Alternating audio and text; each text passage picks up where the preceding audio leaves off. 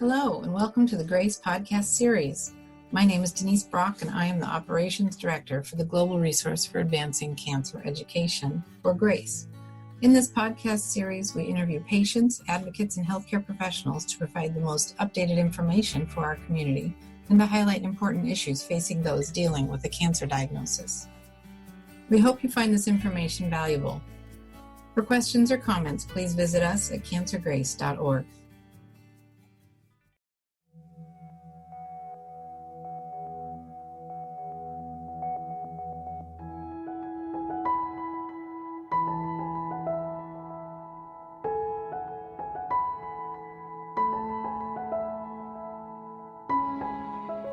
So what are the leading treatment options for patients with low or negative PD-L1 expression in advanced non-small cell lung cancer?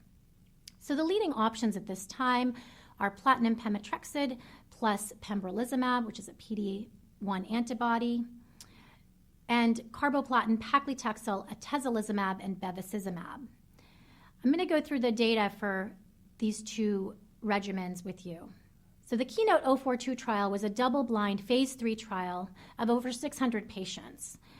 This trial excluded patients with EGFR or ALK mutations and was a frontline treatment trial. So patients had to not have received any prior therapy.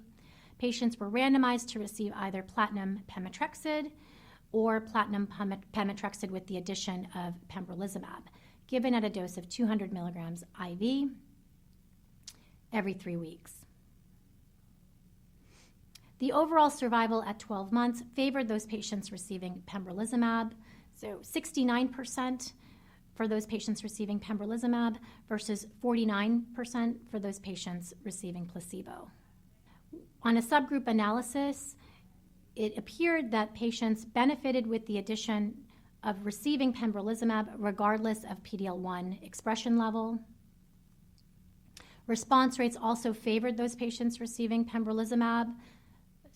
Response rate of 47.6% in those patients receiving pembro versus 18.9% in the placebo arm. It was found that the response rates were higher across all subgroups of PD-L1 expression, with the greatest between-group difference in those patients considered to have high expression of PD-L1, which was defined as greater than or equal to 50%. Disease control rate and median progression-free survival also favored those patients receiving pembrolizumab. It's important to point out that the addition of pembrolizumab really did not result in an increase in grade 3 or higher adverse events, though there was a higher rate of immune-mediated adverse events, as you would imagine, with the pembrolizumab arm. About 22.7% of patients receiving pembrolizumab developed an autoimmune-related adverse event, versus close to 12% in the placebo arm. So based upon this KEYNOTE data, the FDA did approve this combination in May of 2017. This has really altered our treatment paradigm for lung cancer for our patients with metastatic non-squamous non-small cell lung cancer. Moving on to the IMpower 150 trial, this was also a double-blind phase 3 trial involving patients with metastatic non-squamous non-small cell lung cancer. This trial did include patients with EGFR and ALK mutations, provided that they had progressed on prior TKI or targeted therapy. So again, this was a first-line trial, so no prior treatment was allowed. Patients were randomized to one of 3 different treatment arms in this trial.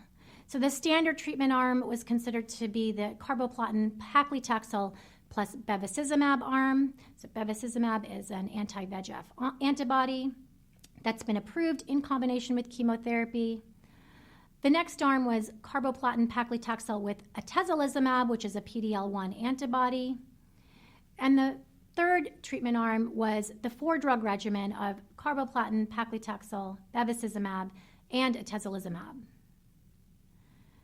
The median overall survival favored those patients receiving the 4-drug regimen of carboplatin, paclitaxel, bevacizumab, and atezolizumab. Response rates were also higher in those patients receiving the atezolizumab, and duration of response and median progression-free survival also favored those patients receiving the combination of carboplatin, paclitaxel, bevacizumab, and atezolizumab. And there were no new safety signals seen in this trial. So it was based upon this data from the Empower 150 trial that the FDA did approve this 4-drug regimen in December of 2018. So we now have these true treatment options for our patients with metastatic non-small cell lung cancer. How do we choose one over the other? In practical terms, many of us are using the platinum pemetrexed plus pembrolizumab regimen for our non-squamous patients over the 4-drug regimen because it is easier to administer. The pemetrexed is a much shorter infusion. We also know that paclitaxel in many patients will lead to hair loss and neuropathy, and so pemetrexed just tends to be preferable to the paclitaxel. Of course, these regimens have not been compared head-to-head, so it's difficult for us to say that one is superior to the other. Interestingly, the Empower 150 trial did include patients with EGFR and ALK mutations, whereas the Keynote 042 trial actually excluded those patients. So where I see a role for this 4-drug regimen may be in those patients with EGFR or ALK mutations who have disease progression on prior TKI therapy. Perhaps these are the patients that we would consider treating with this more aggressive treatment regimen of carboplatin, paclitaxel, bevacizumab, and atezolizumab. There's felt to be potential synergism between the anti-VEGF antibody and the PD-L1 antibody that could result in improved treatment outcomes. And so I think it warrants a discussion with the patient. And certainly we do have now data for these specific patients with EGFR and ALK mutations who progressed on prior TKI therapy with the Empower 150 trial. So I think it is a potential option for these patients. I'll end with mentioning the recent data from the Checkmate 227 trial. I won't go into it in great detail, only to say that we do have a recent publication evaluating the role of nivolumab with ipilimumab. So nivolumab is a PD-1 antibody. And in this Checkmate 227 study, it was studied in combination with ipilimumab, which is a CTLA-4 antibody, in comparison to chemotherapy. And what this study found was that there was a survival benefit in those patients receiving the combination of nivolumab and ipilimumab. We will have to see where this is going to be falling into place in the clinical setting while we are waiting for FDA approval of this regimen. But this may be another potential option for our patients, particularly those patients who wish not to receive traditional IV cytotoxic chemotherapy as part of their frontline treatment.